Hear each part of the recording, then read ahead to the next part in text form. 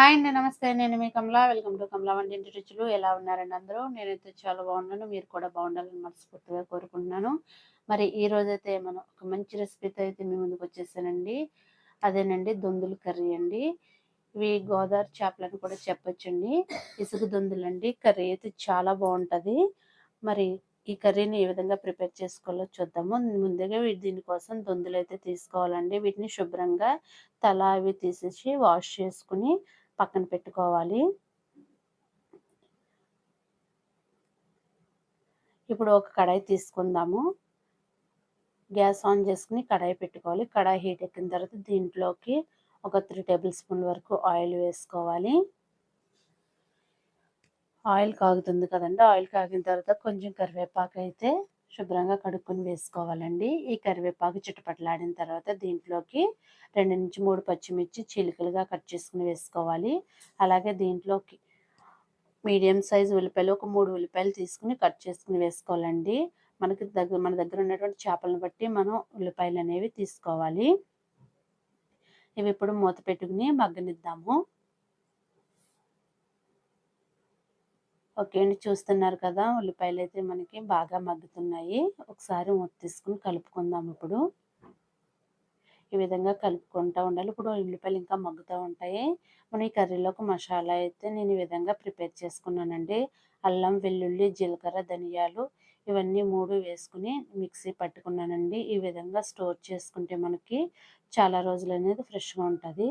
నేను ఇప్పుడు ఇదే పేస్ట్ వాడుతూ ఉంటాను ఎక్కువ. చూస్తున్నారు కదా, ఈ విధంగా అల్లం పేస్ట్ వేసుకుని మనం ఉల్లిపాయలు అయితే బాగా ఫ్రై చేసుకొని ఇవ్వాలి.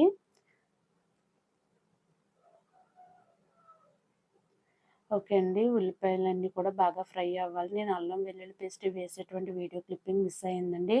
వేసి ఫ్రై చేసేసాను. ఇప్పుడు మనం దొందులు వేసుకుందాం. ముందుగా శుభ్రం చేసి పెట్టుకున్నాం కదండి దొందులు. ఈ దొందులు అయితే వేసుకుని మనం ఒకసారి కలుపుకోవాలి.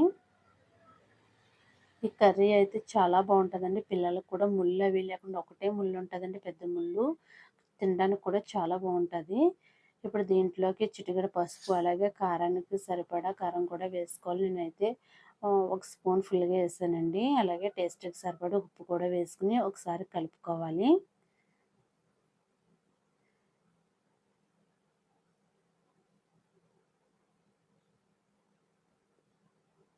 ఓకే, చూస్తున్నారు కదా, ఈ విధంగా కలుపుకోవాలి. ఈ విధంగా కలిపిన తర్వాత దీంట్లోకి మనం తగినన్ని వాటర్ అయితే వేసుకోవాలండి. మనకి చేప ఎప్పుడు కూడా గమ్మునే కుక్ అయిపోద్ది కాబట్టి వాటర్ అయితే ఎక్కువ అవసరం లేదు. ముక్క ములిగేంత వరకు వాటర్ వేసుకుంటే సరిపోతుందండి. ఈ విధంగా వాటర్ వేసుకుని ఒకసారి కలుపుకుని దీనిపైన అయితే మూత పెట్టి ఒక 15 నిమిషాలు మీడియం ఫ్లేమ్లో ఉడకనిచ్చుకుందాము.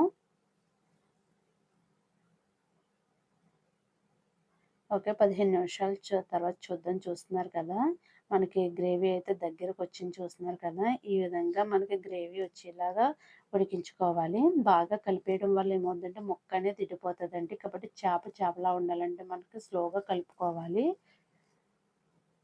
కొంచెం గ్రేవీ కింద వస్తే సరిపోతుందండి. కొంచెం ఎగరనిద్దాము.